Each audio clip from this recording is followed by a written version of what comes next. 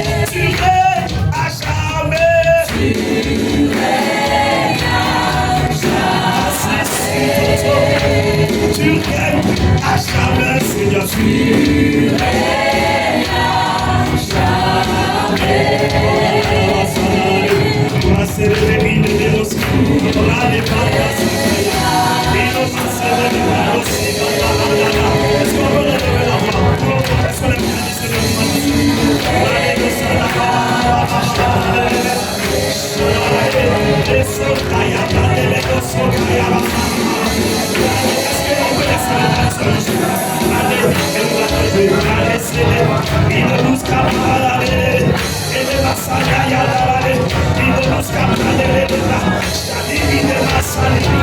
Il est presque pas de l'Indéma. Il est Saraya, alors c'est des divisions de Niama. Oui, Seigneur. Nous te célébrons. Nous te rendons. Jésus. Les bananes tu règnes Jésus sur cette église. Tu règnes Jésus sur la vie de chaque personne ici présente. Tu règnes de gloire. Tu règnes. Il n'y a pas de silence. Il n'y a pas de dégâts. Il n'y a pas de dégâts, Jésus. Je veux passer tout ce que nous parlons. Juste le temps. Combien de force notre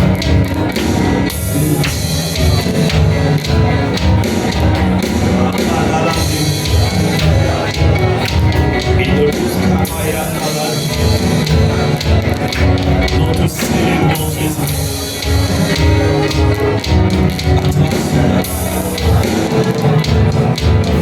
Est-ce qu'on peut acclamer le Seigneur?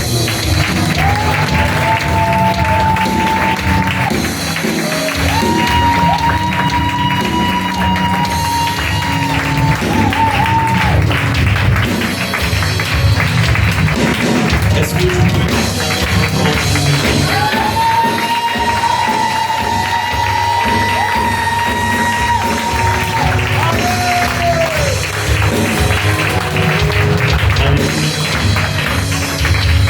que le Seigneur nous bénisse. C'est un plaisir d'être là avec vous, partager cette glorieuse présence de Dieu. Un Dieu qui n'a pas de limite, un Dieu qui n'a pas de fin. Ça sous-entend que nous aussi, nous n'avons pas aussi de fin. Amen. Si nous servons un Dieu de gloire, ce qui voudrait dire nous sommes aussi des personnes de gloire. Amen. C'est pour cela qu'il a dit vous êtes un Dieu parce qu'il ne veut pas porter à lui seul ce titre.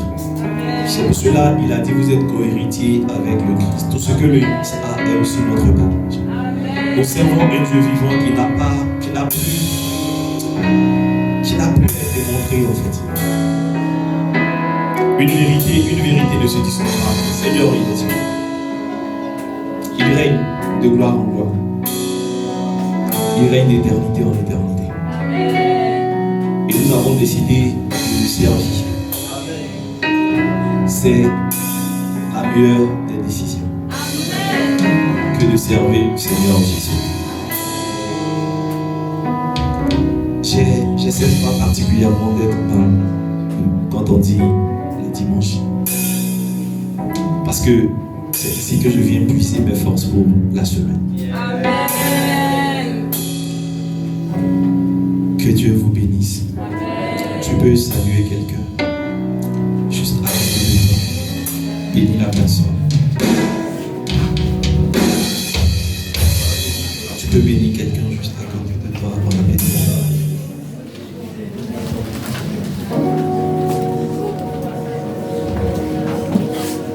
Ce que Dieu fait est inimaginable.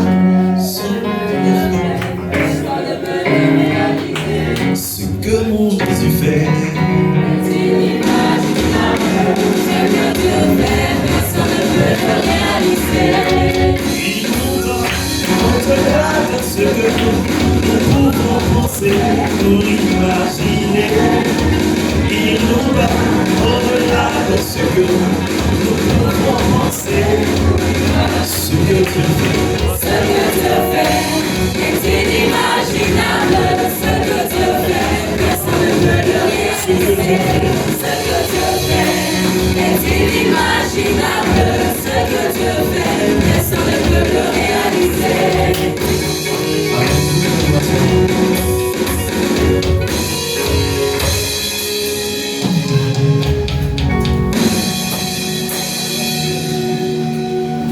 Alléluia. Nous sommes encore réunis, peuple de Dieu, pour parler de la part du Seigneur. Dieu, dans sa grâce, nous continuons d'évoluer, nous continuons d'avancer, attendant patiemment, avec joie, le retour de notre Seigneur Jésus. Amen.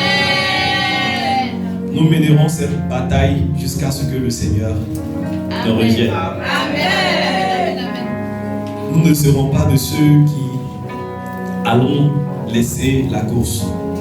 Mais je crois que cette église fait partie des églises où personne ne sera retrouvé rétrograde aux yeux du Seigneur. Nous avons commencé une très belle œuvre qui va tout doucement dans sa deuxième année. Mais ce que le Seigneur est en train de faire au travers de cette église est vraiment inimaginable. De travailler avec de si jeunes personnes, sans expérience préalable, sans formation aucune, mais en train d'avancer parce que le Seigneur l'a bien voulu. Ça montre encore une fois de plus que cette œuvre est de Dieu. Aujourd'hui, nous parlons d'un sujet important qui traite donc de la sagesse. Comprendre les fondements de la sagesse. Et nous allons encore une fois de plus aujourd'hui étudier la vie d'une personne. Le dimanche dernier, nous avons étudié la vie d'une famille. Encore, nous allons plonger dans une portion des Écritures et nous allons étudier particulièrement la vie d'une personne. Le Seigneur a donné la sagesse à tout le monde, n'est-ce pas? Mais à lui particulièrement, j'ai voulu étudier sa vie. Pourquoi? J'ai enlevé sa personne de toutes les autres personnes parce que je me suis dit, si Dieu lui a posé la question de savoir ce qu'il voulait et qu'il a fini par avoir la sagesse, ce qu'il voudrait dire, le protocole qu'il a mis en place, qui a donné à Dieu de l'exaucer, c'était un bon protocole. Les autres, quand vous prenez Bessaliel, la Bible dit que Dieu les a accordé la sagesse, mais aucunement il leur a demandé. Il fait partie de cette personne dans la Bible à qui Dieu a demandé, qu'est-ce que tu veux? Et il a répondu. Si sa réponse n'était pas conforme à ce que Dieu voulait, je ne pense pas qu'il aurait eu la sagesse. Ce qui voudrait dire, la manière dont il a procédé pour répondre au Seigneur, pour qu'il puisse en retour avoir la sagesse, était une chose importante. Nous avons parlé des décisions, c'est vrai, il faut prendre des décisions, c'est important. Mais vous savez, toute décision doit être prise avec sagesse. D'accord? Et c'est cette sagesse-là que nous allons aujourd'hui essayer vraiment d'étudier au travers de la vie d'une personne. C'est à le moment quand j'ai commencé à parler de cette histoire, à savoir, il a posé la question. De suite, tout le monde a réussi à voir un peu, en tout cas pour ceux qui lisent leur Bible, ou bien pour ceux qui ont l'habitude de suivre. Certains n'ont jamais lu la Bible, mais ils connaissent l'histoire de cette personne au moins.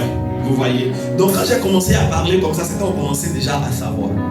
Donc c'est son histoire que nous allons essayer d'étudier. Et vous allez voir comment est-ce qu'il a fait pour que Dieu puisse lui dire, voilà, je te donne la sagesse. Et si vous suivez bien dans sa demande, Salomon n'a jamais demandé la sagesse. Lisez bien vos écrits. Il n'a pas dit donne-moi la sagesse, c'est pas possible. C'est pas écrit. Mais qu'est-ce qu'il voudrait? En fait, c'est quelle information qui a été donnée à Dieu pour qu'il puisse savoir que ce jeune homme avait besoin de sagesse. Le but de mon enseignement, c'est que tu comprennes que tu es appelé à être sage et d'ailleurs tu es sage. Le but de mon enseignement, c'est que, pas le but, à la fin de mon enseignement, l'une des choses qui se manifestera au travers de toutes les décisions, on trouvera une sagesse émanant de Dieu dans ce que tu donneras comme décision. À la fin de mon enseignement, une chose qui sera palpable dans ta vie, c'est que toutes les décisions que tu prendras, aussi minimes que les décisions puissent paraître, la sagesse n'a pas besoin d'une grande décision, je suis pétri. Mais la sagesse fait la différence. Et c'est cette différence que le Seigneur va faire de toi. Amen. Alors, c'est quoi sagesse? Quand on parle de sagesse c'est quoi? Retenez une chose, la sagesse est une chose vraiment fondamentale pour quiconque veut bâtir. La Bible dit que l'Éternel a bâti la terre avec sagesse. Avoir la sagesse, en fait, c'est avoir la vie. Une personne qui est sage a naturellement la vie. Je vais tout doucement pour que vous le compreniez, que vous compreniez mon enseignement. Donc j'ai commencé par dire que la sagesse était une chose fondamentale pour quiconque veut bâtir. Nous sommes en train de parler d'années de quoi? Productivité et de renouvellement de l'intelligence. Quelqu'un veut bâtir a besoin d'une intelligence renouvelée. Maintenant, quand tu bâtis, tu veux que ce que tu bâtis puisse porter du fruit. Et je suis en train de te dire que la sagesse est une chose fondamentale pour pouvoir bâtir. Donc si tu n'as pas la sagesse, en fait, tu ne seras pas accusé de ta productivité. C'est comme Joseph qui reçoit le songe de Pharaon et qui peut par sa sagesse savoir comment est-ce qu'on devait orienter les choses. Donc ça voudrait dire que Pharaon pouvait connaître des années de productivité, mais par manque de sagesse, il allait subir lorsqu'on allait rentrer dans les temps de famine et de sécheresse. Donc c'est pour cela que je dis que la sagesse est une chose fondamentale pour bâtir. La sagesse, c'est avoir la vie. C'est la vie naturellement, c'est la vie. Donc si on soustrait d'une personne la sagesse, résultat, il n'y a pas d'excellence. Donc il n'y a pas d'excellence dans la vie de quelqu'un qui n'est pas sage. Donc quand vous nous voyez, nous faisons des choses avec excellence, en fait ne vous posez pas la question. C'est la sagesse de Dieu qui est à l'œuvre. Et c'est de cette même manière qu'on sentira aussi l'excellence dans ce que tu feras à partir d'aujourd'hui. Peu importe, je dis que peu importe dans tes activités personnelles ou bien qui touchent dans ta création de richesse, on sentira l'envie d'investir dans ce que tu es en train de créer comme richesse. Parce qu'on sent que ton investissement et ta création de richesse est basée sur des sagesses qui n'ont pas leur place dans ce monde. Est-ce que ça va? Donc, j'ai l'habitude de définir la sagesse. Je pense que même le dimanche passé, j'ai défini brièvement la sagesse. Ça, c'est une définition que moi je me suis donnée en 2020, 2019, je ne sais plus trop, mais c'est j'ai défini la sagesse comme étant l'ensemble donc des voies que Dieu te donne dans le but de sortir d'une situation, peu importe. Donc l'ensemble des voies donc, que Dieu te donne dans le but de sortir d'une situation, qu'elle soit bonne, qu'elle soit mauvaise. C'est-à-dire Dieu te donne donc une voie, Dieu te donne donc une pensée dans le but de pouvoir t'en sortir. C'est pour cela que vous allez voir que Salomon, il était toujours confronté à des situations, mais la sagesse lui donnait de pouvoir toujours se démarquer. Est-ce que ça va? Donc la sagesse, c'est une vertu qui se manifeste à l'intérieur comme à l'extérieur. Elle n'est pas seulement manifeste à l'intérieur, mais elle est aussi manifeste quoi? À l'extérieur. Je parle de ça et puis je vais rebondir sur les chrétiens qui manquent d'intelligence. Vous savez, il y a des chrétiens qui cautionnent les shows dans les maquilles. Qui disent non, ça ne fait rien, c'est juste un coup que je porte au message. Qui cautionnent le fait de porter des habits et de laisser leur corps transparaître. Soit disant que la foi ou bien la vie chrétienne c'est dans le cœur. Donc ce qui est dans le cœur finit par se manifester à l'extérieur. Donc si tu es dénudé de l'extérieur, c'est que ton cœur est dénudé. Si on se basait sur le fait que servir Dieu c'est le cœur, comment se fait-il que tu vois un fou et puis tu ne te fies pas à son cœur, tu te fies à son apparence?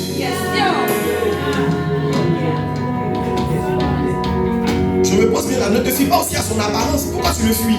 Dis que c'est dans le cœur que ça se passe à l'extérieur. Donc la sagesse n'est pas seulement manifeste à l'intérieur. Salomon n'était pas sage seulement de l'intérieur, sa sagesse était visible aux yeux des gens. Au point où on venait consulter Salomon.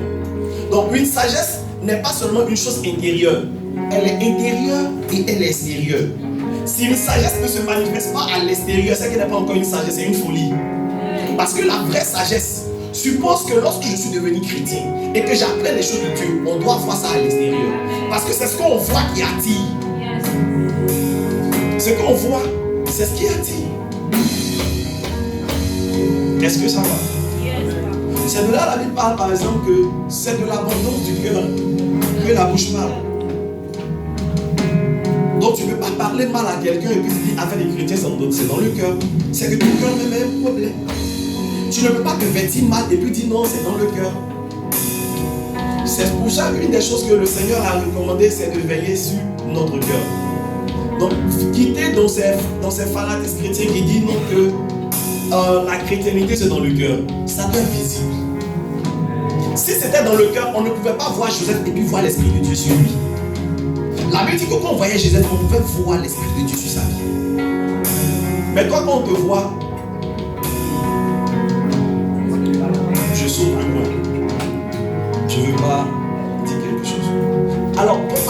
ça. Vous savez,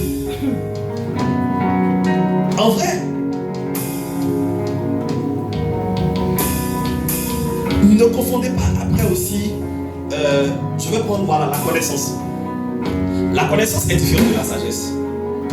En ce sens où la connaissance, c'est un ensemble d'informations que vous recevez. La connaissance, c'est un ensemble, comme je l'ai dit, d'informations que vous recevez.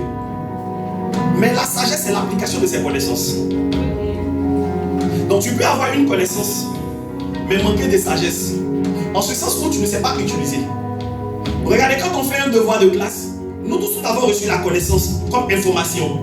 La sagesse, c'est quoi? On utilise la connaissance qu'on a eue pour pouvoir valider notre devoir. C'est ça la sagesse. Est-ce que ça va? En vrai, c'est ça la sagesse. C'est pour cela que la Bible me plaît bien. Vous savez, la vérité ne libère pas. C'est la connaissance de la vérité qui libère.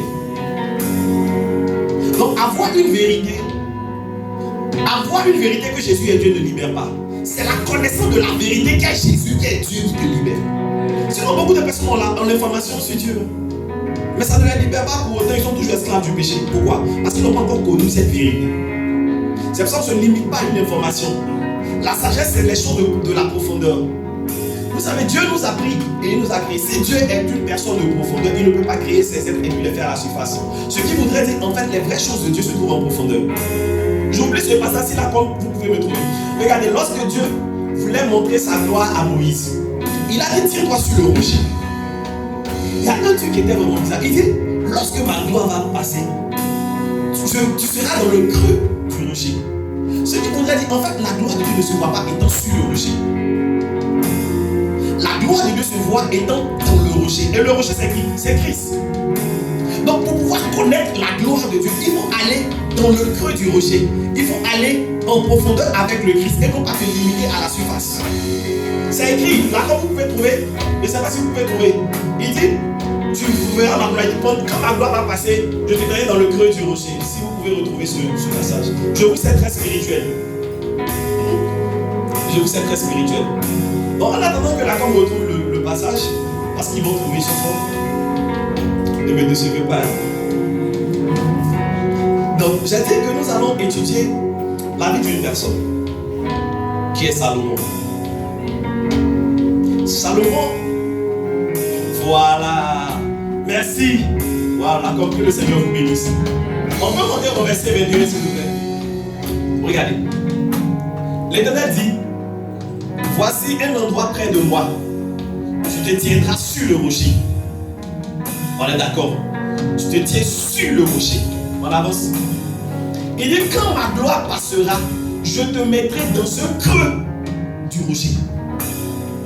En fait, il ne pouvait pas voir la gloire étant sur le rocher. La seule condition pour voir la gloire, il fallait que Dieu le mette dans le creux du rocher. Pour dire que la surface n'est pas adéquate. La gloire de Dieu ne se découvre pas en surface. La gloire de Dieu se trouve en profondeur. Il dit, je te mettrai dans un creux du rocher et je te couvrirai de ma main jusqu'à ce que je sois passé. Donc, ceux qui cherchent Dieu en surface, ça ne marche pas. Est-ce que ça va? Donc, nous allons lire cette histoire dans la Bible tirée du livre de 1 Roi, le chapitre 3, à partir du verset 5 jusqu'au verset 12. Nous allons lire comme la dernière fois tout le verset, tout le passage. Et après, nous allons revenir autant pour moi, point par point, pour comprendre une chose. À Gabaon, l'Éternel apparut en rêve. Pendant la nuit, il lui dit, Dieu t'apparaîtra en rêve, il te dira, qu'est-ce que tu veux? Ce qui est bizarre, c'est un rêve, ça s'est passé, mais ça s'est matérialisé. Donc vous qui faites des rêves, on dit, ah, c'est quand tu fais pipi sur toi seulement, c'est vrai. Tu vas recevoir l'argent en rêve, et tu vas réveiller, c'est vrai. La Bible dit, et Dieu dit, demande-moi ce que tu veux que je te donne. Salomon répondit, tu as traité avec une grande bonté ton serviteur David mon père parce qu'il marchait en ta présence dans la fidélité et la justice et avec un cœur droit envers toi. Tu lui as conservé cette grande bonté et tu lui as donné un fils pour siéger sur son trône comme on le voit aujourd'hui. Avance. Maintenant, Éternel mon Dieu, tu m'as établi roi, moi ton serviteur, à la place de mon père David. Or, je ne suis qu'un jeune homme, je n'ai pas d'expérience. Ton serviteur se trouve au milieu de ton peuple, celui que tu as choisi. Et c'est un peuple si nombreux qui ne peut être ni compté ni recensé. Accorde donc à ton serviteur un cœur apte à écouter pour juger ton peuple, pour distinguer le bien du mal. En effet, tu serais capable de juger ton peuple, ce peuple si important. Cette demande de Salomon plus au Seigneur. Ça pouvait ne pas plaire au Seigneur. On avance. Et Dieu lui dit, puisque c'est cela, ce que tu demandes, puisque tu ne réclames pour toi ni une longue vie, ni les richesses, ni la mort de tes ennemis, mais que tu demandes de l'intelligence pour exercer la justice, je vais agir conformément à ta parole. Je vais te donner un cœur si sage. Bon, dans ce qu'il a demandé en haut, il n'a pas demandé d'être sage. Et puis Dieu dit, je vais agir conformément à ta parole. Je vais te donner un cœur si sage. Et si intelligent qu'il n'y a eu avant toi et qu'on ne verra jamais personne de pareil à toi. Que le Seigneur bénisse. Amen. Alors, nous trouvons donc dans ce passage l'histoire de Salomon qui, après avoir offert à Dieu des holocaustes, une nuit pendant qu'il dormait et pendant qu'il serait en train de dormir, Amen. Dieu viendra te poser une question. Amen. Tu diras, Seigneur, je veux tel montagne, tu te réveilles, Dieu dit quoi? Okay. Amen. Déjà, j'aime les montagnes. Yes, papa. Donc, regardez. Donc, Dieu pose la question à Salomon. Salomon donc décide de répondre à Dieu. Comme je l'ai dit d'entrée de jeu, si Dieu a accordé la sagesse à Salomon et que la Bible dit cette demande plus, ce qui voudrait dire, le protocole qui a été mis en place à Salomon était suffisamment bien bâti pour qu'il puisse recevoir la sagesse. Donc c'est ce protocole que nous allons essayer de suivre pour comprendre comment Salomon a fait. Amen. Le problème c'est que tu n'es pas obligé de le faire pendant que tu es en train d'entendre, tu es en train d'établir le protocole. C'est qu'on fait le mieux sur le soir. Maintenant, on a fini de lire. On va rentrer maintenant dans chaque partie pour comprendre quelque chose. Là, comme maintenant. C'est parce qu'il y a plusieurs fois maintenant que je dis le premier. Pardonnez, mettez le premier là, s'il vous plaît. Ça peut faire vous dire vous n'êtes plus fort.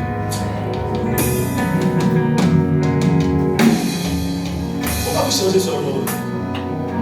Bon. Alors au verset.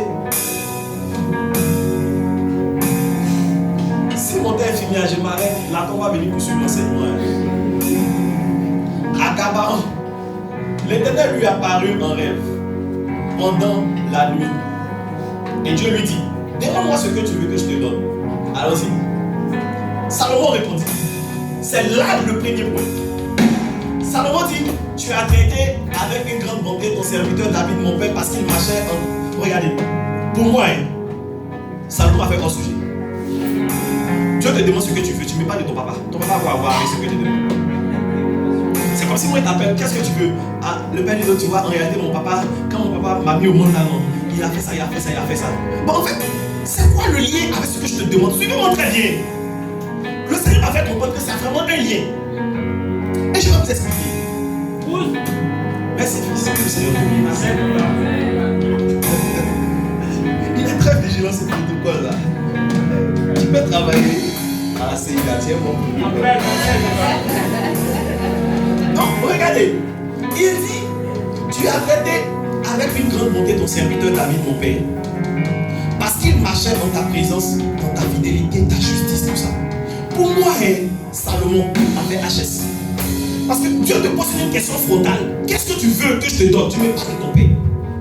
Tu me parles de ce que tu as choisi, David, mon père, tout est tout. Et le Seigneur m'a dit oui. Ça a un sens. Regardez, je vous donne un exemple.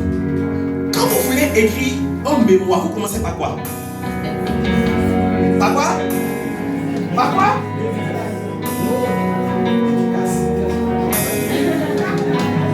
Là, vous devez répondre. On commence par quoi quand on commence la rédaction d'un mémoire? Quoi? Tu dis? 10 positions. Plan détaillé. Attends, vous avez fait une consommation. Et quand on fait un moment, on commence par quoi? On te donne un thème. Quand tu veux commencer, qu'est-ce que tu fais? Merci. Toi, tu connais pas qui? On commence par la revue. On commence par une revue. En fait, tu commences à étudier ce que étudies ton thème. On commence par ça. Vous avez fait vos écoles là où ça? On commence par la revue bibliographie. Pourquoi on commence par la revue bibliographie? Vous ne vous avez jamais posé la question. En fait, Salomon a eu une sagesse. La vraie sagesse commence par l'honneur des pères. Il dit, tu as traité avec une grande bonté ton serviteur David. Regardez, sont sages ceux qui reconnaissent et qui apprennent de leurs devanciers. Je répète, sont sages ceux qui apprennent et ceux qui reconnaissent et apprennent de leurs devanciers. Vous n'allez pas me dire depuis l'église a été créée là. Tous les thèmes que nous sommes en train de prêcher là, ça vient de nous. Les pères ont déjà prêché. Souvent quand on vient, on regarde est-ce qu'on ne veut pas dire des hérésies. La vraie sagesse acquiert par la reconnaissance de quelqu'un qui a été établi avant moi. Dieu a vu dans le cas de Salomon quelqu'un qui était capable de reconnaître que, en fait, s'il est, c'est parce que son père a été. Si je fais mon mémoire de fin d'études, c'est parce qu'il y a des gens qui ont écrit sur le même thème. Et donc je me sers de ce qu'ils ont dit pour pouvoir aussi donner un sens à mon mémoire de fin d'études. Ce qui voudrait dire que la reconnaissance de ceux qui m'ont dévancé est un signe pour que moi aussi je puisse avoir la sagesse. Tu ne peux pas être sage de toi-même, tu es sage de quelqu'un. Donc ceux qui n'apprennent pas à reconnaître un mentor, même dans le domaine de l'entreprise, tu ne pourras pas avoir la sagesse de l'entreprise. C'est pour cela que vous n'allez pas prospérer et que vous n'allez pas recevoir quelque chose.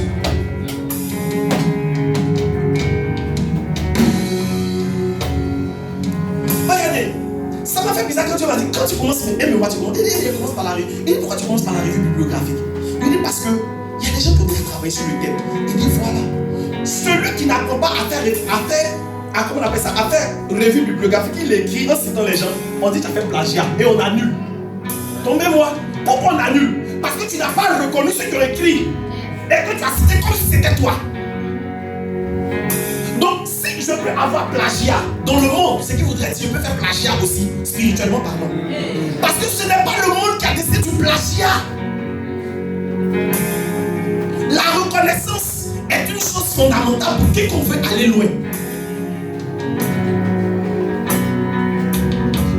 C'est vous qui pensez que la Bible dit qu'il n'y a rien de nouveau sous le soleil. Il n'y a rien de nouveau. Tous nos thèmes qu'on prêche là, si on veut, il y a des pères qui ont déjà prêché là-dessus.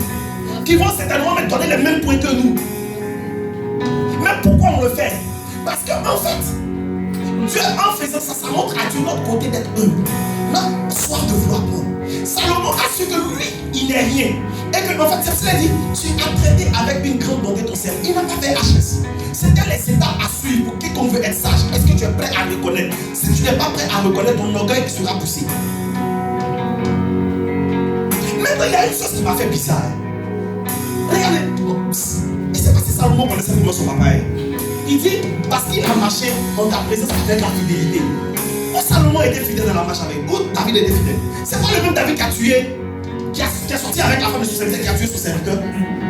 C'est pas le même David qui est rentré dans le temple qui a mangé les plats de proposition. Et pourquoi tu dis qu'il a marché avec fidélité? Ce que je voudrais dire, la reconnaissance en elle seule n'est pas suffisante. C'est la reconnaissance en regardant les bonnes aptitudes de la personne. Voir les défauts d'une personne ne fait pas de toi spirituel. Il dit celui qui reconnaît un prophète en qualité de prophète, pas en défaut de prophète. Amen. Le problème c'est que les hommes sont plutôt contents, se contentent plutôt à voir les failles de la personne que de regarder les qualités de la personne. En passant ton temps à regarder ce que l'autre personne a fait de mauvais, tu ne pourras pas recevoir une sagesse parce que tu te focalises sur le mauvais. Si Dieu voulait se focaliser sur notre aspect serait mauvais, on n'allait pas être là, vous et moi, aujourd'hui. Ce qui voudrait dire, quand Dieu a dit à Gédéon, quand l'ange a dit à Gédéon, il dit va avec la force que tu as. C'est parce que Dieu, dans son image, dans sa tête, il ne regarde pas aux faiblesses de Gédéon, mais il regarde à la force de Gédéon. Donc quand vous voulez, si Dieu dans son entendement, il regarde toujours à nos forces pour nous donner une seconde chance de le servir, ça voudrait tout simplement dire, en fait, quelqu'un qui veut être sage ne regarde pas aux défauts d'une personne, il regarde aux qualités de la personne. Sinon, pourquoi tu peux nous dire que ton père a marché avec fidélité devant Dieu? Oh, on a vu David, on a lu l'histoire. N'est-ce pas de David qui est parti pleurer, qui dit, oh Dieu, crée en moi un cœur pur, renouvelle en moi un esprit bien disposé. Parce qu'il sait qu'arrivé un moment donné, il n'a pas été fidèle. Et toi tu dis, il a marché en ta présence avec la fidélité et la justice.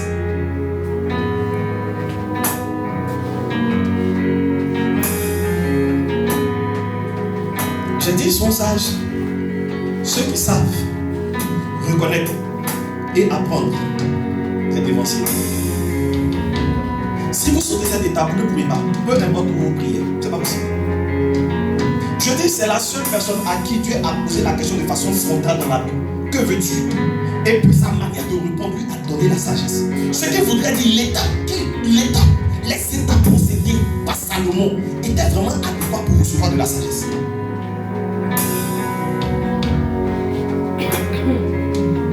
Il y a des gens qui sont ingénieurs avant toi. Ça t'étonne que souvent même on dit, quand les gens de l'INP font les examens, on voit les examens de 1977.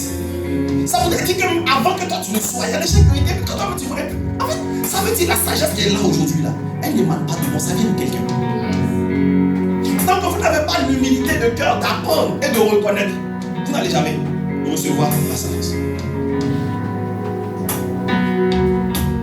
Est-ce que ça va? Deuxième point. Allons-y au verset 7. Vous allez voir une chose. Il dit, maintenant, Éternel mon Dieu, tu m'as établi roi, moi ton serviteur, à la place de mon père David. Or, je ne suis qu'un jeune homme, je n'ai pas d'expérience. C'est là le deuxième point qui m'intéresse. Regardez.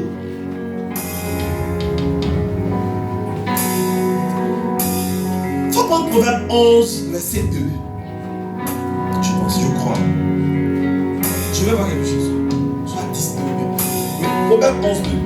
Regardez, il dit, quand vient l'orgueil, vient aussi le mépris, mais la sagesse est avec les hommes. Allons-y sur le. On a fait le Proverbe 11, verset 2, merci. Allons-y sur le passage de 1 roi 3, verset 7. Je vais vous dire une chose. Vous savez, lorsque Salomon a parlé à Dieu, et Dieu m'a dit, remonte dans le verset, Dieu m'a dit, repars au chapitre 2. Non, ne pars pas d'abord, pour que tu comprennes une chose. Une chose qui s'est passée dans la vie de Salomon, c'est que au chapitre 2, par exemple, lorsque vous lisez le chapitre 2, son père, avant de mourir, il a dit à Salomon, tu es sage. Ce qui voudrait dire, quand Salomon parlait à Dieu, il s'est dit qu'il n'a pas la sagesse. Il a parlé à Dieu avec humilité de cœur. Il dit, je suis une personne, je n'ai pas d'expérience. Ceux qui pensent tout savoir ne reçoivent rien. En fait, Salomon a joué de quoi? De son humilité. Allons-y au chapitre 2. J'ai écrit ce passage. Chapitre 2 de ce même passage. Verset 6. Regardez.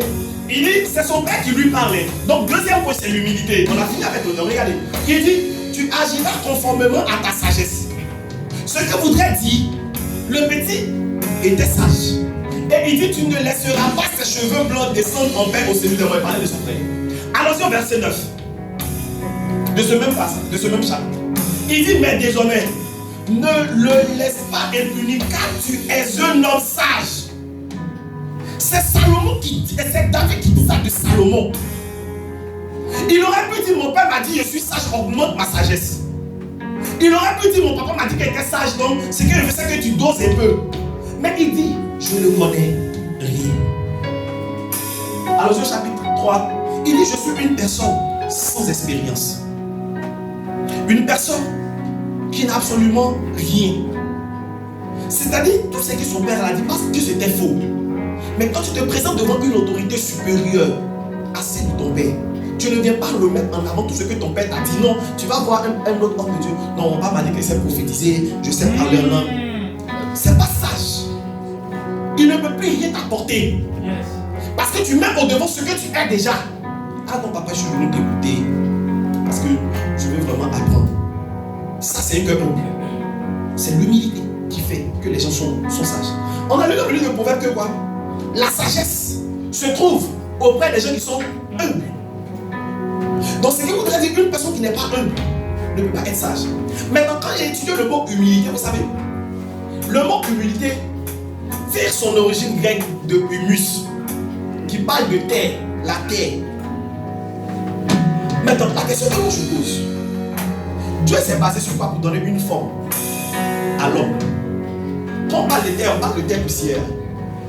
Dieu est parti sur la base de la terre poussière pour fabriquer l'homme.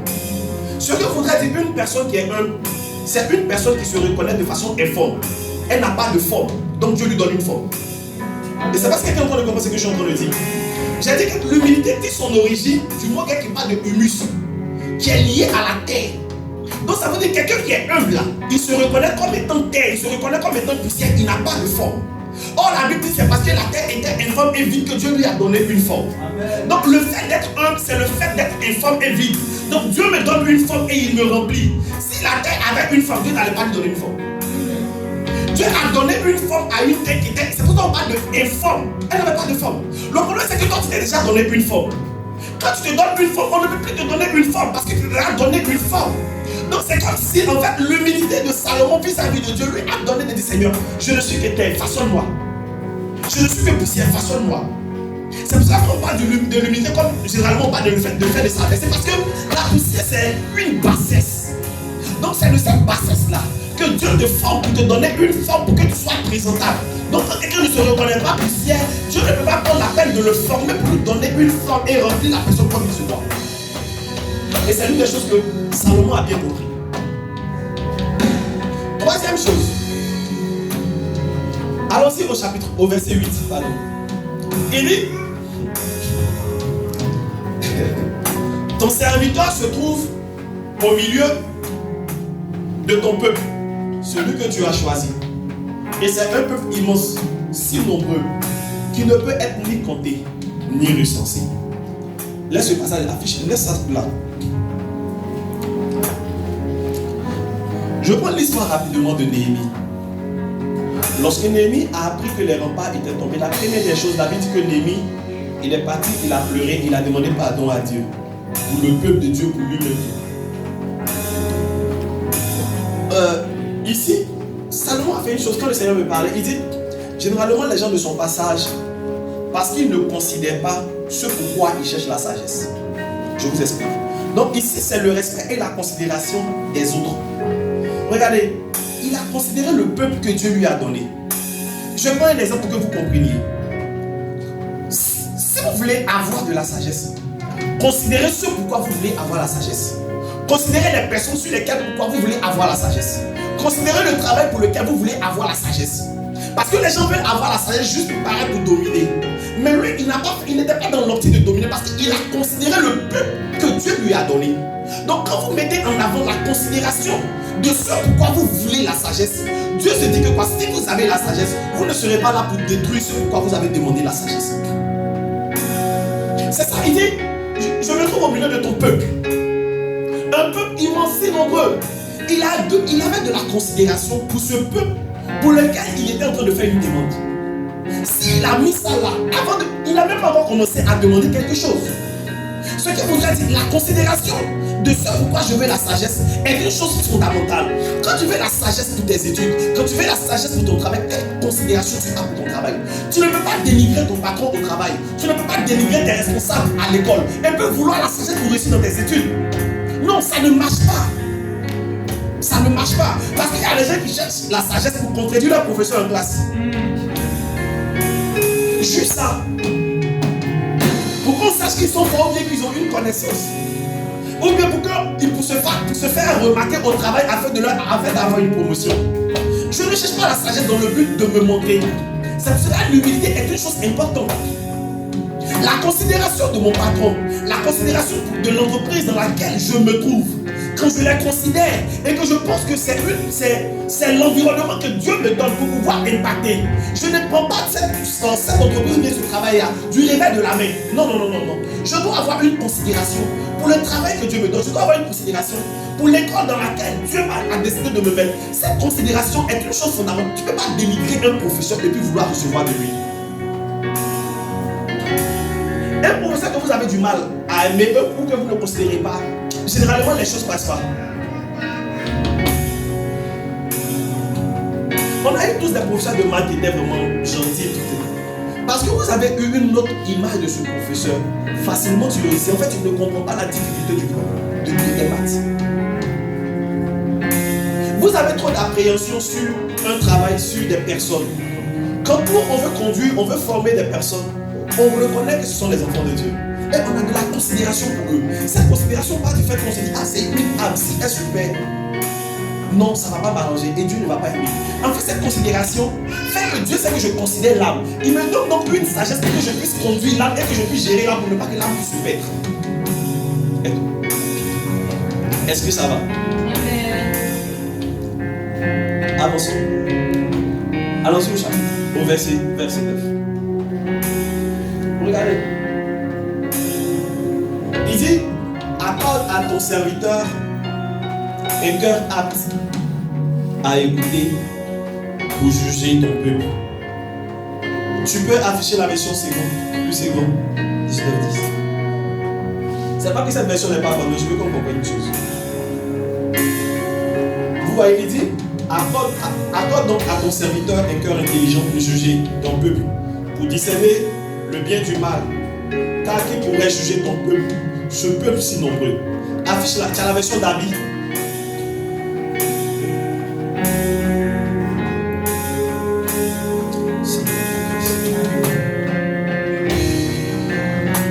Donne donc à ton serviteur un cœur qui écoute, pour juger ton peuple, pour discerner entre le bien et le mal, car tu es capable de juger ton si grand peuple. C'est le dernier point. Mon enseignement n'est pas long. C'est sur ce point peut-être que je vais peut-être mettre un peu plus tôt. Donc on a vu que Salomon, dans la question qu'a posée Dieu, il décide de procéder. Et dans son processus, on a vu que l'une des choses était le respect des pères, après l'humilité qu'il avait, le respect et la considération de ce pourquoi il voulait la sagesse. Là, je vous ai dit, quand vous lisez, il n'est pas écrit où j'ai écrit je veux la sagesse.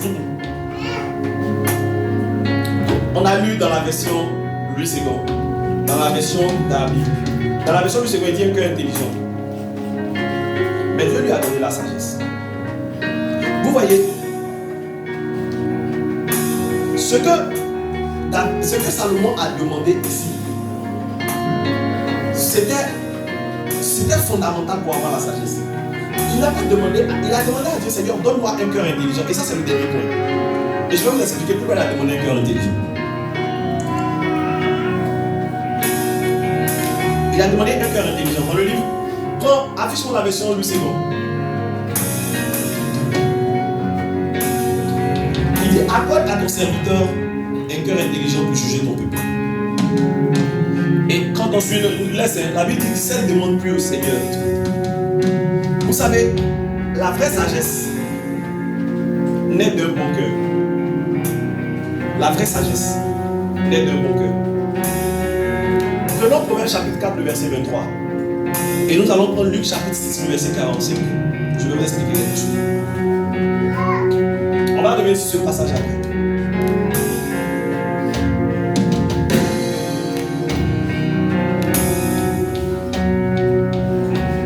La Bible dit, garde ton cœur plus que toute autre chose, car de lui viennent les sources de la vie.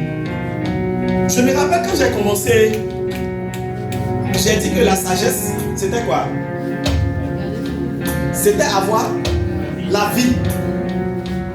Il dit, garde ton cœur plus que toute autre chose, car de lui viennent les sources de la vie. Tu peux avoir la version Seigneur, pour ce passage me plaît bien. Par-dessus tout, veille soigneusement sur ton cœur, car il est à la source de tout ce qui fait ta vie. À la source de tout ce qui fait ta vie. Il faut imaginer, quand la vie dit tout, c'est tout. En fait, c'est-à-dire, tout ce qui fait ta vie, ton cœur a ça. Le choix de tes chaussures, le choix de tes vêtements. Il y a bien tout. La Bible n'a pas précisé. La Bible n'a pas fait air privé. Non. Quand on parle de air privé, c'est-à-dire un ensemble de trucs privés de certains nombres entiers, naturels ou bien noirs.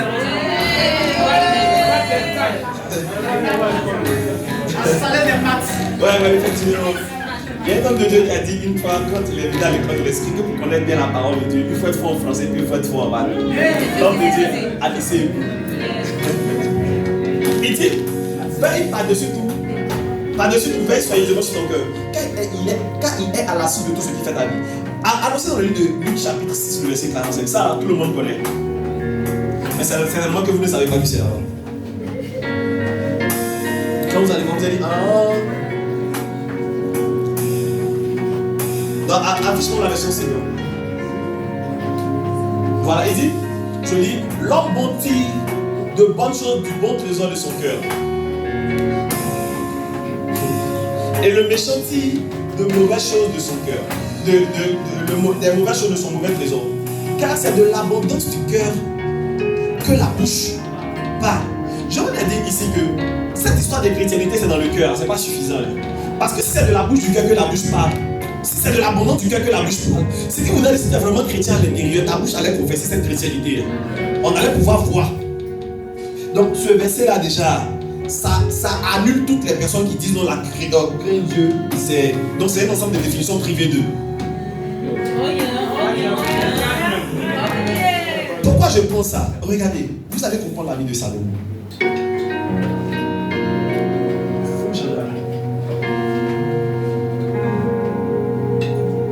Regardez, Salomon, j'ai dit que Salomon était l'exemple parfait.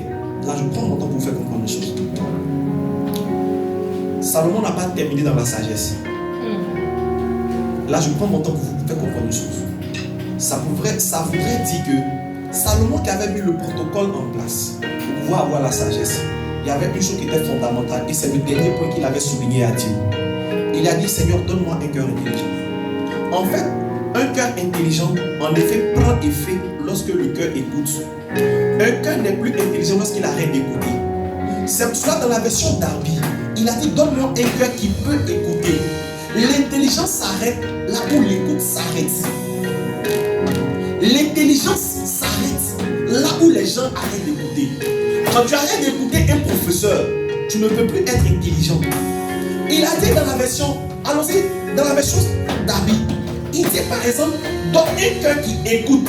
Ce qui voudrait dire le cœur intelligent prend effet à partir du moment où vous commencez à écouter. Une personne qui arrête d'écouter arrête d'être sage. Arrête d'être sage. Donc j'ai dit qu'il a parlé d'un cœur intelligent. On va lire par la suite et vous allez comprendre quelque chose qui va vraiment faire mal pour Salomon. Salomon avait de la sagesse. Regardez, la sagesse c'est une chose dynamique. Amen. Quand je parle de dynamique, la sagesse c'est une chose qui doit croître. C'est une chose dynamique en ce sens où elle est censée évoluer de façon permanente. La permanence de la sagesse, elle est possible lorsque tu continues d'écouter, lorsque tu continues de prêter attention. Là où ta sagesse s'arrête, c'est là où ta communion avec Dieu s'est arrêtée. Là où ta sagesse s'arrête, c'est là où ta communion avec Dieu s'est arrêtée. Salomon était sage aussi longtemps qu'il écoutait Dieu. Salomon était sage aussi longtemps son cœur était apte à écouter Dieu. Son cœur intelligent dont il a demandé à Dieu était possible aussi longtemps qu'il écoutait Dieu. Lorsque nous lisons dans la suite de la vie de Salomon, nous avons pu voir une personne qui arrivait à un moment donné. Son cœur s'est détourné de Dieu. Il a commencé à aimer les femmes qui aimaient Dieu. C'est là que sa sagesse s'est arrêtée. Et il a commencé à faire des folies. Il a commencé à faire des folies à quel moment? Le jour, il a commencé à ne plus écouter Dieu. Mais quand il a arrêté de ne pas écouter Dieu, ce n'est pas son oreille, mais c'était son cœur. Prenons donc 1 Roi chapitre 11 à partir du verset 1 jusqu'au verset 4. Et vous allez comprendre une chose. Et c'est sur ce point que je vais m'arrêter. Les gens qui ne veulent pas être sages, si vous ne voulez pas arrêter d'écouter. La Bible dit dans le livre de Proverbes par exemple, 1 verset 5. Non, allons-y, regardez. Le roi Salomon aima beaucoup les femmes étrangères. la fille de Pharaon, des Moabites, des Ammonites, des Édomites, des Sidoniennes, des Étiennes. Allons-y. Appartenant aux nations dont l'Éternel avait dit aux enfants d'Israël, vous n'irez point vers elles. Pour quelqu'un qui écoute Dieu, il allait savoir que Dieu avait dit de ne pas aller vers ces personnes. Mais pour avoir arrêté d'écouter Dieu, il a omis ce que Dieu avait dit. Et qu'est-ce qui se passait? Elles ne viendront point chez vous. Elles tourneraient certainement, regardez, vos cœurs. Elles tourneraient, pas votre esprit, vos cœurs. Ce cœur dont Proverbe dit, veille soigneusement sur ton cœur, car de lui viennent les choses de la vie. Il dit, vos cœurs, du côté de leur Dieu. Ce qui voudrait dire que ton cœur sera apte à écouter leur Dieu. Ce fut à ces nations que Salomon s'attacha, entraîné par l'amour. Allons-y au verset 3. Seigneur, ta grâce. Il eut 700 princesses pour femmes et 300 concubines. Et ces femmes détournèrent son cœur. Il a demandé un cœur intelligent, n'est-ce pas? Le cœur intelligent était un cœur qui écoute. En réalité, un cœur intelligent, c'est un cœur qui écoute. Il avait commencé à écouter qui? Les femmes au lieu d'écouter Dieu. Et sa sagesse, ça fait quoi? Sa sagesse, c'est arrêter. C'est de là, je dis, l'expression suivant laquelle, là où ta sagesse s'arrête, c'est là où ta communion avec Dieu s'est arrêtée. Là où ta sagesse s'arrête, c'est là où ta capacité à écouter Dieu s'est arrêtée. La Bible dit, détournait son cœur, verset 4. À l'époque de la vieillesse de Salomon, ces femmes inclinaient son cœur vers d'autres dieux. Encore le cœur de Salomon a été brouillé. Les femmes inclinaient son cœur vers d'autres dieux. Et son cœur ne fut point tout entier à l'Éternel. Il avait demandé un cœur intelligent. Et Dieu savait qu'un cœur intelligent était important pour avoir une sagesse. Donc il a accepté la demande de Salomon. Maintenant, comme ce point de cœur intelligent était important pour avoir la sagesse, le jour où ce cœur intelligent n'est plus là, qu'est-ce qui se passe? La sagesse n'est plus là. Donc ça voudrait dire le processus qui a été mis en place par Salomon pour avoir la sagesse, c'était un bon processus. Le cœur intelligent était approprié. Le jour où ton cœur arrête d'être intelligent, c'est fini, tu perds la sagesse. Et c'est ce qui s'est passé dans sa vie. Salomon n'a plus été productif. Je vous ai dit ici que la vraie productivité ne consiste pas seulement à me voir, mais à amener les gens à être productifs. Son impact sur les gens s'est arrêté à cause des femmes. Si la productivité c'était d'avoir l'argent, il allait continuer d'être sage parce qu'il avait toujours l'argent. Mais il n'avait plus d'impact sur son peuple. Il n'avait plus d'impact sur ceux qui l'écoutaient. Il n'avait plus donc la vraie productivité. C'est l'impact que je donne autour de moi. C'est l'impact que j'ai sur les gens qui sont autour de moi pour que eux aussi ils soient productifs comme moi. Mais qu'est-ce qui s'est passé dans la vie de Salomon? Salomon a détenu son cœur de Dieu. Il a arrêté d'écouter celui pour qui son cœur était prêt à battre. La Bible dit que son cœur n'écoutait plus Dieu. Si vous voulez avoir la sagesse et que vous n'êtes pas prêt à écouter, soyez-en sûrs, vous êtes disqualifié pour la sagesse. Le jour où vous arrêtez d'écouter, vous n'êtes plus sage. Le jour où vous arrêtez d'obéir, vous n'êtes plus sage. Et si vous n'êtes plus sage et que la sagesse c'est la vie, ce qui voudrait dire que tu n'auras pas la vie. Ce qui voudrait dire que tu n'auras pas la productivité. Si la sagesse c'est une chose fondamentale pour bâtir, le jour où tu arrêtes d'écouter, tu n'auras plus cette chose fondamentale pour pouvoir bâtir. Et ta vie ne sera pas bâtie conformément à ce que Dieu recherche. C'est clair. Prenons Proverbe chapitre 1, le verset 5. Vous allez comprendre une chose.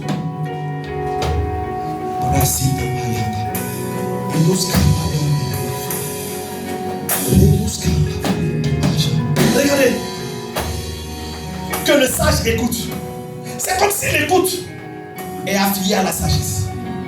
Ils n'ont pas dit que le sage se gonfle et qu'il appelle de lui-même. Maintenant, si j'écoute, ce qui voudrait dire que j'écoute quelqu'un, ça rentre en ligne de compte de ce que j'ai dit. La reconnaissance de ceux qui sont avant moi. L'humilité de vouloir apprendre des autres. Parce que si j'écoute, ce qui voudrait dire que je me rends disponible pour écouter. Mais je n'écoute pas forcément quelqu'un qui est au-dessus de moi, bien quelqu'un qui est plus. J'écoute.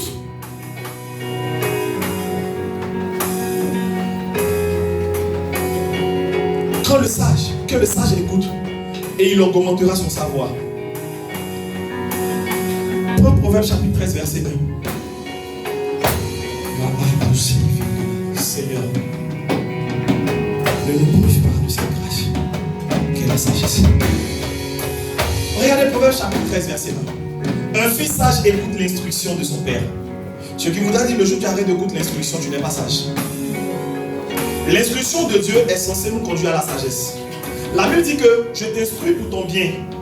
Si tu es attentif à mes instructions, ton bien-être. On va revenir sur ce passage-là. Donc tu prépares le passage, c'est pas vous. Regardez, il dit un fils sage écoute l'instruction de son père. Notre Père à nous tous par excellence est Dieu. Ce qui voudrait dire un fils qui est sage, il écoute Dieu pour avancer. Le jour où tu arrêtes d'écouter Dieu, tu n'es plus sage.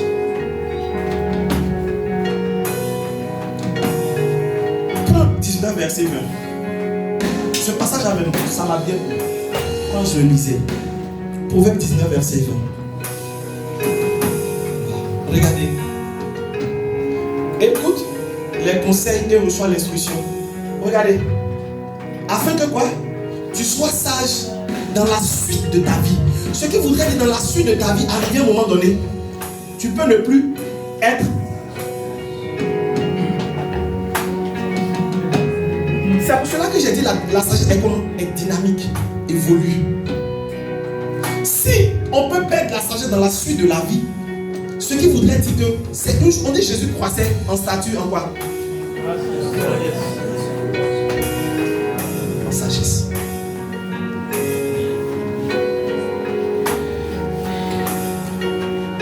Beaucoup de chrétiens ont développé l'art de cailloux dans son oreille. C'est pour cela que ta vie est comme crabe.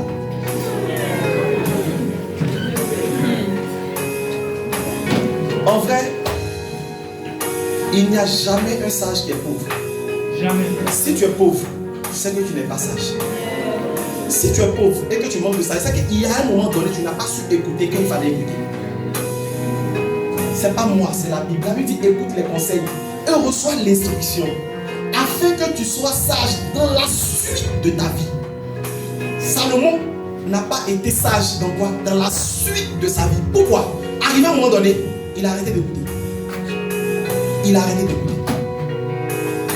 Il a arrêté. Et c'est le cas de beaucoup de personnes qui commencent une chose qui ne termine pas. Aujourd'hui, parce qu'ils ont un diplôme, ils commencent à travailler, ils n'écoutent plus Dieu. Ils ne viennent plus à l'église. Comme si c'était le summum de la sagesse. C'est manquer d'intelligence. C'est être stupide. Que de penser que le fait peut-être de me marier me donne de ne plus venir à l'église.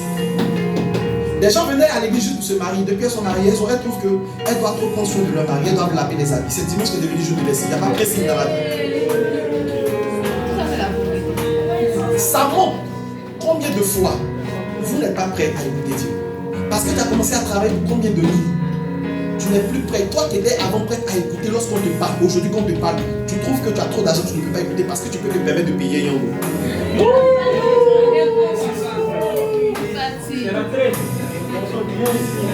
Beaucoup. C'est misérable. Et laisse-moi te dire que si tu penses être sage, tu n'es pas sage. C'est la folie.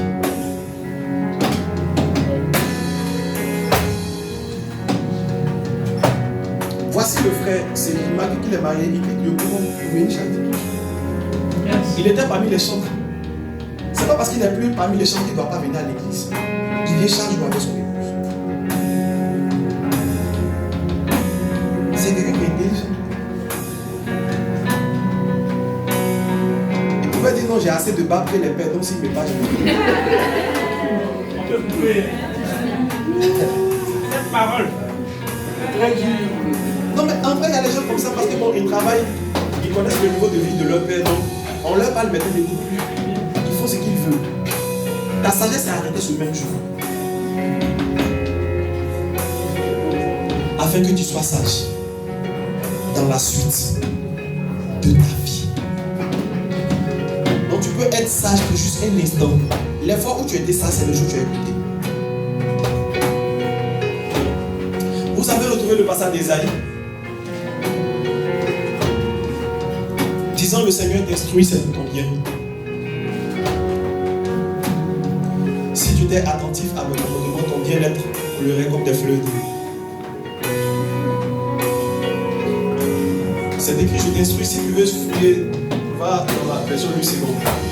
Il dit, je t'instruis, c'est pour ton bien. J'ai fini, mais je veux vraiment que vous compreniez une chose. Je n'ai pas voulu prendre beaucoup de points. Parce que pour moi, si je dois donner beaucoup de points, pour ne pas que vous compreniez, ça ne va pas vous aider. J'ai juste voulu prendre 4 grands points. Et ces 4 grands points se retrouvent dans la vie de Salomon. Sinon, il y a d'autres points. Il y a d'autres choses. Mais pour moi, ce sont là les choses fondamentales. Parce que quelqu'un qui a l'humilité n'a pas de problème pour donner à Dieu. Quelqu'un qui est humble n'a pas de problème pour donner à Dieu. Quelqu'un qui a un cœur intelligent, qui écoute l'instruction, n'a pas de problème aussi pour donner à Dieu. Parce que Dieu va lui dire de donner, il ne va pas avoir peur. Donc vous allez pourquoi ici il n'est pas parlé de donner, parce que Salomon avait donné avant que Dieu ne lui apparaisse. Si je parlais de donner, certains allaient se limiter à donner et puis ne pas être humble. Ça ne répond pas. Les orgueilleux, mais difficilement Dieu l'a dit de donner. Les orgueilleux. Vous avez retrouvé le passage, regardez. La Bible dit, ainsi parle l'Éternel ton Rédempteur, le Saint d'Israël. Moi l'Éternel ton Dieu, je t'instruis pour ton bien. Donc toute instruction de Dieu, c'est pour notre bien. Toute instruction de Dieu, c'est pour notre bien. Je te conduis dans la voie que tu dois suivre. Verset 18. Oh, il dit, oh, il a mal. Oh. Si tu étais attentif à mes commandements, ton bien-être serait comme un fleuve et ton bonheur comme les fleuves de la mer. Donc, tu n'expérimentes pas le bonheur ni le bien-être parce que tu as manqué d'écouter ce que Dieu te dit. Tu as manqué d'écouter une instruction. Si tu acceptes aujourd'hui à reprendre ta capacité à écouter Dieu, tu t'assures des choses comme ça. Avance. Verset 19. Ta postérité serait comme le sable et les fruits de tes entrailles comme les grains de sable. Est-ce que c'est pas ça la productivité? Mais cette productivité a été possible parce que quoi? La personne est attentive. La personne est attentive autant pour moi, aux instructions que Dieu lui donne. Et la capacité qu'a une personne d'être attentive vient du fait que la personne est sage. Les sages aiment écouter. Les stupides n'aiment pas écouter. C'est quand j'ai dit stupide, vous vous plaignez. Pourquoi c'est écrit ça dans la Bible? La Bible dit que la Bible dit ils ont été stupides. Il dit les bergers n'ont pas cherché l'Éternel, ils ont été stupides. C'est pas moi. Donc vous voyez quelqu'un qui ne cherche pas Dieu, il est stupide. C'est pas moi qui dis. Là comme c'est vrai ce que je dis, tu peux trouver ça dans le livre de Jérémie. Il dit les bergers ont été stupides. Si tu tapes mais stupide, mais Mathieu. C'est sur ça que je vais terminer. On va prier aussi.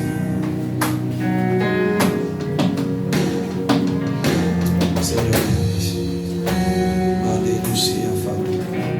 Il ne m'a sa fanaka. Il ne m'a fait une délice. Et nous scapra dans la maison de Vishnu de Mascabria. Randia fa de Sou de Vishnu. Nalin de Brasco, Palava, Abidi de Masco, Maya de Legos. Ili Shama Havali Nuski Marando de Mascamarada Inolousevi de Macadala Nuski Abra. La Bible dit, Jérémie 10, verset 21. Si moi je lis, vous avez dit que c'est moi qui ai dit. Vous avez dit pas? Il est plus nommé stupide et SN. C'est pas petite stupidité, mais les bergers ont été stupides. Maintenant, l'information qu'ils nous donnent, qu'ils ont été stupides là, c'est le fait qu'ils n'ont pas cherché le Et pour cela, ils n'ont pas prospéré. En fait, quand tu ne cherches pas Dieu, ce qui vous donne, tu te suffit. Que tu ne veux pas écouter ce qu'il te dit. Donc en fait, ceux qui sont stupides, ce sont les gens qui ne cherchent pas Dieu. Mais en fait, dans le fond, ce sont les gens qui ne veulent pas écouter. Mais quelqu'un qui veut chercher Dieu, il cherche à l'écouter pour avancer. Donc toutes les fois où tu n'as pas voulu écouter ce qu'on t'a dit, voici comment tu fais. C'est dur. Seigneur, donne-nous d'être sages. On va terminer par ce passage sur lequel nous avons prié. Jacques, le chapitre 1, le verset 5.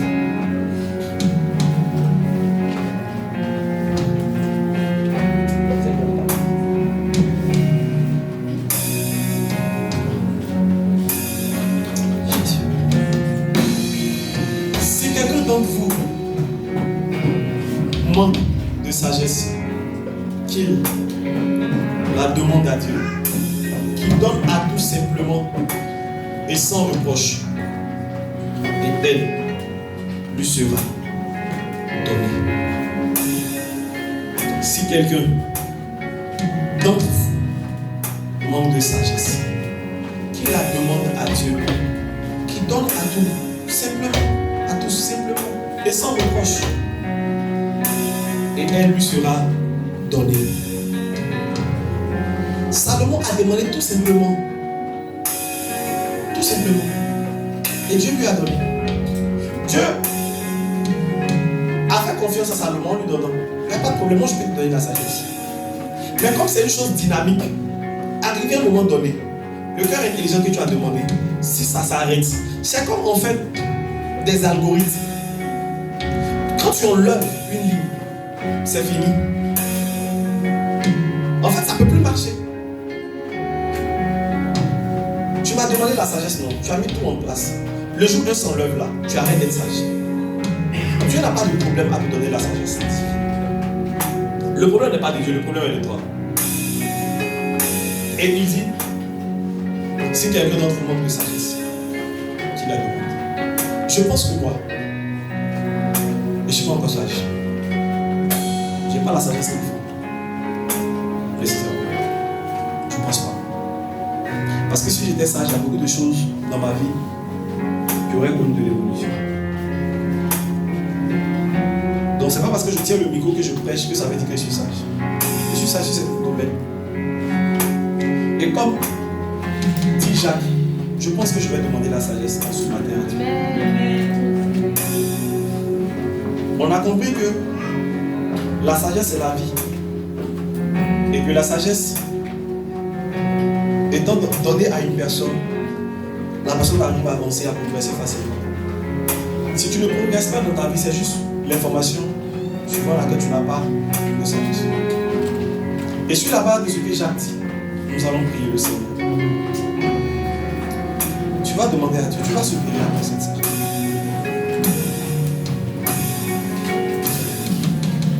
Tu n'as pas besoin que tu te lèves, tu peux t'asseoir.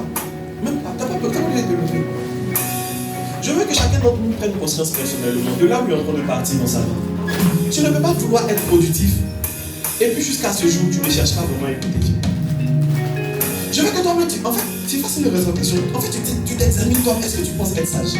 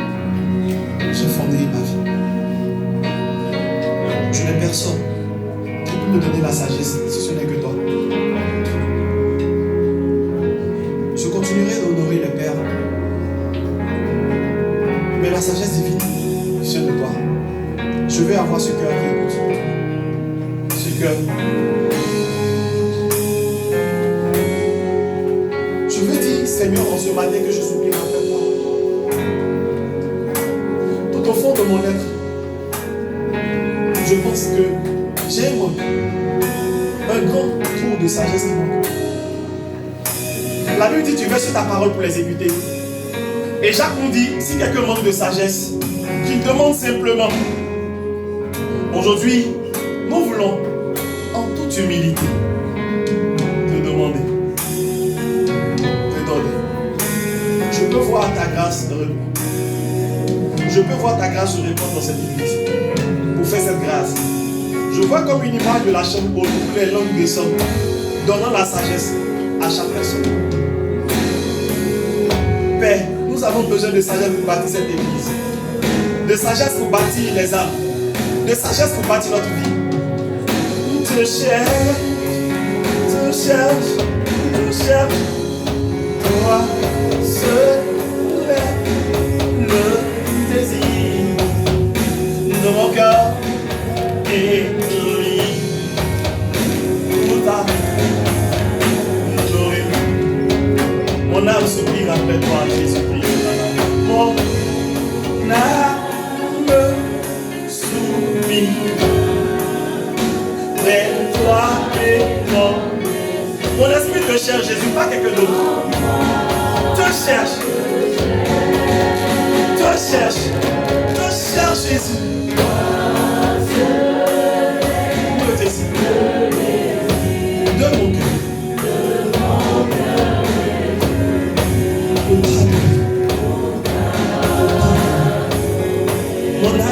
Mon âme s'oublie après toi, Jésus. Le Seigneur est en train de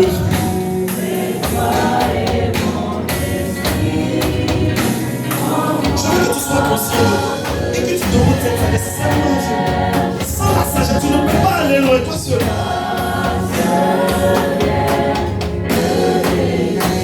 De mon cœur, Jésus. Pour t'adorer. Pour t'adorer. Tu es mon bouclier. Tu es.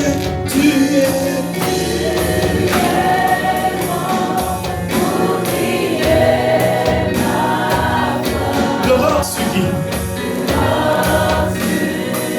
J'ai fondé ma vie. Toi seul,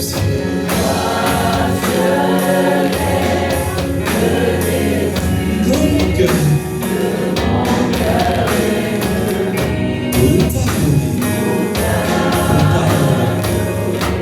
Tu es mon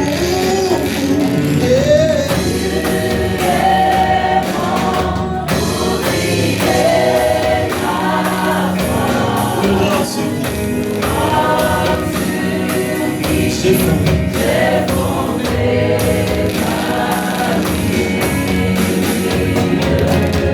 toi seul.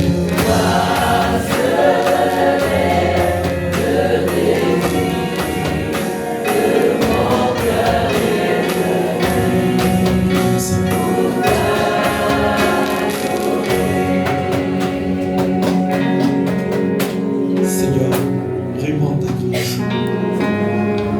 Répands ta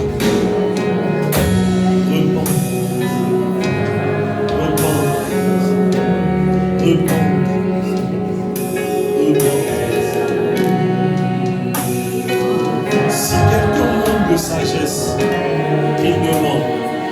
Et tu donnes à tous. Tu donnes à tous. Simplement. Jésus.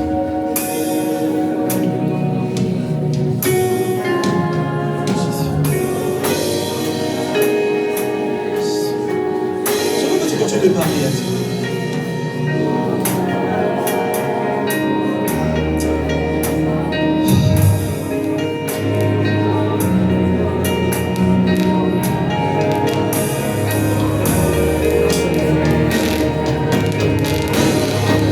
Je veux la sagesse, je veux la sagesse, je veux la sagesse, je la veux, je la veux, je la veux.